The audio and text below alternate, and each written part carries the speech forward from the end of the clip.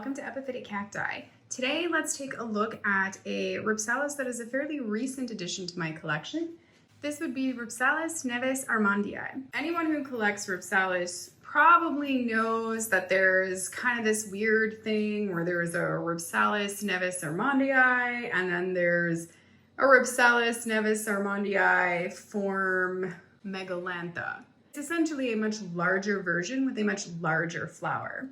I picked this up on eBay. One thing that I think is harder to find is the form Neves-armondii instead of the form Megalantha. It's a little bit harder to find. And I think that there could be a few reasons for that. I mean, one, I think that, Megalantha is probably a lot more sought after. And two, I also kind of feel like this guy gets probably mislabeled quite a bit as Megalantha. Let's kind of get into it and we'll look at this guy because really this is such a fantastic plant. I love this plant and I got so lucky that when I bought this plant, it just immediately went into flower. It was really, really crazy. And I think there are so many fantastic and cool things about this plant. So what I'm going to do here is we're going to look at this plant. We're going to look at this plant very closely. And then I want to take a look at Rhipsalis Megalantha. And then I want to take another look at several species that I have in my collection that I think look really similar to this that could be very easily confused for it on growth alone. So I also want to give a massive shout out here to my hot chocolate. This is my beautiful hot chocolate that I'm going to be drinking here. It is Starbucks peppermint hot chocolate with a shot of espresso in it, marshmallows, and FYI, it is made with vanilla almond milk. So that's my little foamed milk. I just think it's fantastic. So anyways, I'm gonna drink this while I talk about this. So you can see the growth here, and I wanna kind of comment a little bit on the growth because one of the things that you'll find that it says on rhipsalis.com is that the growth is determinant. And what that means is that it actually has a set length in which it will grow to. So it won't just continuously grow and grow and grow, it will actually terminate. So it has a very specific length in which these branches can actually achieve. And you can go read way more about it on rhipsalis.com. I'm gonna put my hand in here a little bit just so that we can get an idea of the size of the branches as well. So when I put my hand in here, you can see that they're actually quite narrow. These are not by any stretch of the imagination super thick branches. They are quite narrow, they are quite stiff, they are not real pliable. You can see that it does and would of course have a pendant habit as it gets older. You can see that the branches like this right here, off of the terminal ends of these branches, they can create these whorls of other branches like this. So, here you actually have a whorl of 5 branches, here you have a whorl of 6 branches, and this is common to this species. Again, you can go read more information about that kind of thing on rhipsalis.com. It does seem to produce aerial roots, so I do notice aerial roots here and there, but not a large quantity of them as of yet. That might change in my care, I'm not really sure. You can see these rather strange little weird white spots. And it's really fascinating because what those are actually points on the plant in which it is getting ready to bud. So those are areoles and those are buds forming underneath there. And it just looks really fascinating because it's just this little white thing. It's not raised either. And then as it goes on, you can see here's one where it starts to form a little bit more. You can see it becomes larger, more prominent, a little bit. Mine is a little bit pinkish. I will say that I have this in full sun in my living room window, which is not truly full sun. Just because it's indoors, it is less light, but I have it in quite a bit of light because I want it to keep producing these buds. As it goes on, they become a little bit more raised, and just before they open, they get really raised like this. And then it opens. So here we can see the flower. And you see how absolutely beautiful those flowers are, which is one of the reasons why Rhipsalis Neves-armondii, the Megalantha form, I believe, is so highly collected. One, it has probably the largest Rhipsalis flower, but it's also gorgeous. They open very wide. This particular flower has 1, 2, 3, 4, 5, 6, 7, 8, 9, 10, 11 petals on it. You can see that it has a large spray of stamen, that the stamen are a reddish color. And the flower itself it's real shiny, kind of pearlescent or iridescent, if you will. It has a little bit of a pinkish cast. Here, if we kind of turn it to the side, there you can see the pinkish cast a little bit more. You get a general idea of what it looks like from the side. You can see my hand in there, so you get a general idea about how large it is. Now I'm gonna prove that this is not Megalantha.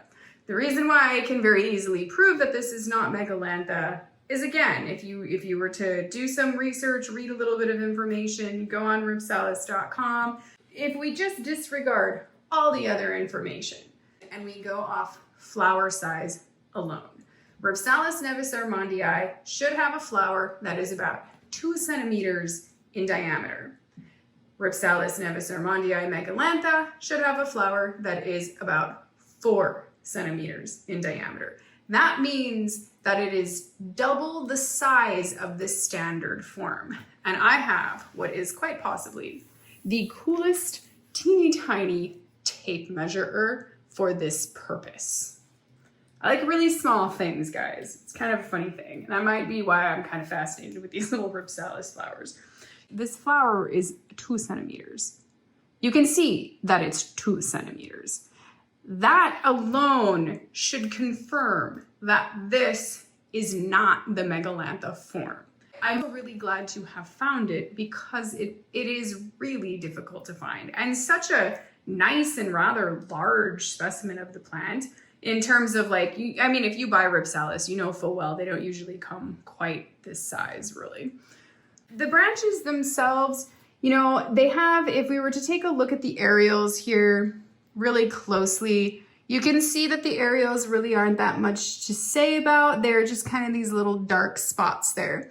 Now, after the bloom kind of fades, something a little bit interesting happens to these aerials then.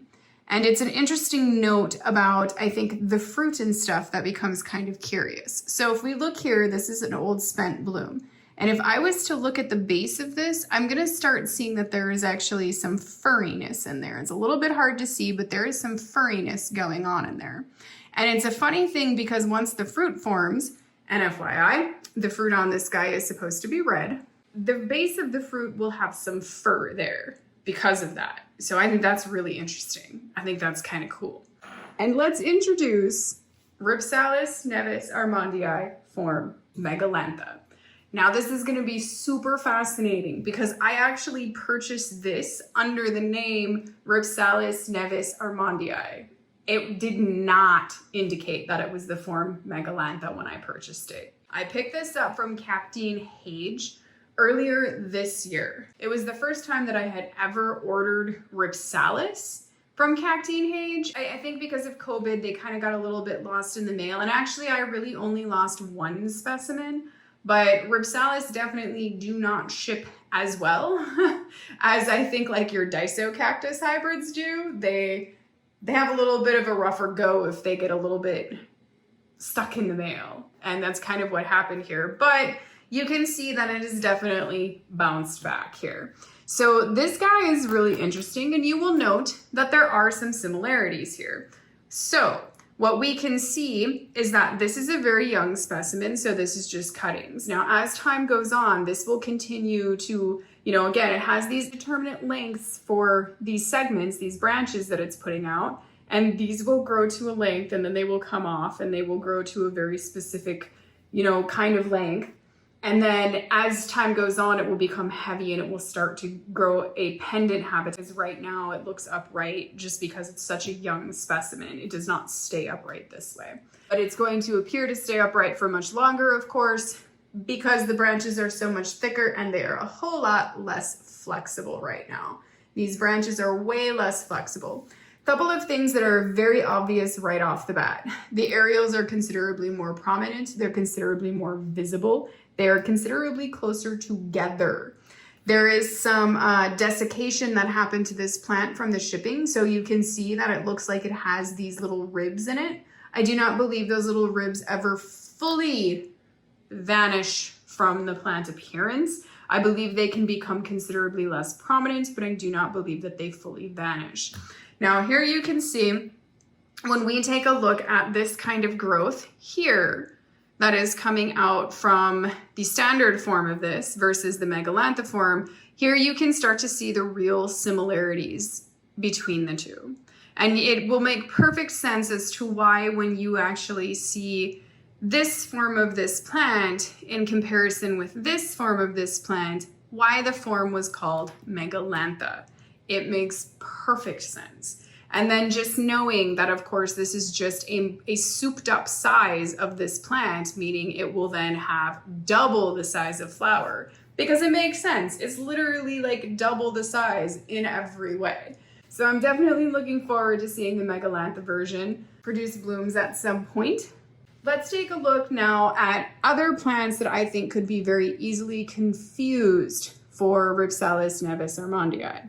This is one that I think is very obviously going to get confused for it a lot. Now, the reason why I think that is because right now this is actually quite bushy. It's got quite a bit of growth on it, and this would be Rhipsalis teres form heteroclada. The reason why I think it would be so obvious and easy to mistake the two is because of this. Again, it's got this growth where it has a determinate kind of length. It's got whorls at the end of it. The whorls produce the new branches, and they have, you know, again, about the same count. You can see how you get longer branches up here. So I think they could be very easily confused. In pictures, in person, there are a couple of things that I will note. As you can see that there are places where it has like many less whorls and many more whorls. And to me, it's a much bushier, much more compact kind of growth habit, as well as I think that this, for whatever reason, seems to have this kind of dusty, glaucous appearing light green sort of branches, whereas the Neves-armondii has more smooth, they're not as dull appearing. I believe the areoles are considerably more prominent, especially here on this kind of growth. I can definitely very visibly see these areoles. I can very visibly see the indentations there. Those are some of the distinctions because they have certain similar appearances in certain maturity of specimens. Neves-armondii could very easily be misidentified as the Rhipsalis teres.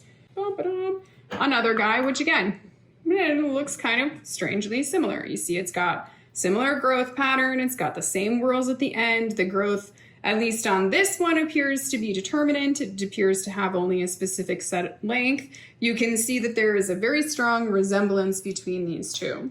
And even in the adult form, there might be kind of a strong resemblance between these two. However, this is actually a form of baccifera.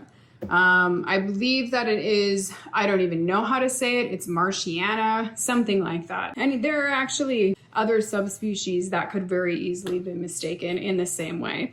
Again, the branches, they very similar in appearance. The areoles are not real prominent here. I think it could very easily be misidentified. And then I think we have some where these guys are just very young, and because they're so young, it would be so easy to misidentify them. You know, here I've got something that, again, looks like it could be pretty similar. I'm going to say that the areoles on this guy, yet again, they're more prominent. These branches are considerably more flexible. I can bend them, whereas the new growth on this guy is not quite so giving, and it doesn't really seem to grow. The growth on Neves-armondii, the growth doesn't come out pointed. It doesn't come out quite so pointed like this. This growth is considerably more pointed as it's coming out.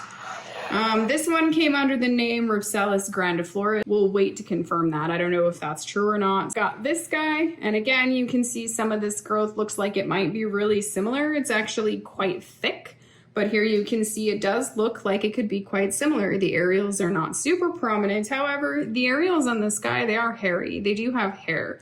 But that doesn't mean that Neves-armondii can't actually produce little hairs out of the areoles in certain stages of growth. It's quite possible that it might be able to produce that. Several Rhipsalis in my collection that do produce these little hairs sometimes, these little hairy growths, but it's not consistent. So that's just kind of a side note. So even though this guy is quite hairy like this, it doesn't necessarily mean as much as we think it means. The only real difference that I can see between these guys is that this guy here has a different kind of appearance to some of its branches, particularly its new growth. It has a little bit of kind of chaining there. So there's actually like little whorls and indentations to its growths, similar to something like Rhipsalis paradoxa or Rhipsalis pacheco-leonis. So this is definitely, and that is definitely not a trait that is even remotely exhibited in Rhipsalis Neves-armondii. So I can see that there is something very different between these two plants. And here, on growth that is quite a bit more mature, you can see this very strong kind of whirling chaining that I'm talking about a little bit. It's really quite beautiful. This one came under the name Rhipsalis floccosa. Again, I don't know if that's true. I can't really confirm that because I haven't done enough research. However, you can still see how it would be quite easy, just in pictures alone, without any size reference or nothing else, how easily this plant could be mistaken for Rhipsalis Neves-armondii. I really do hope that you find these videos valuable. Thank you for watching, and as always, happy cacti growing.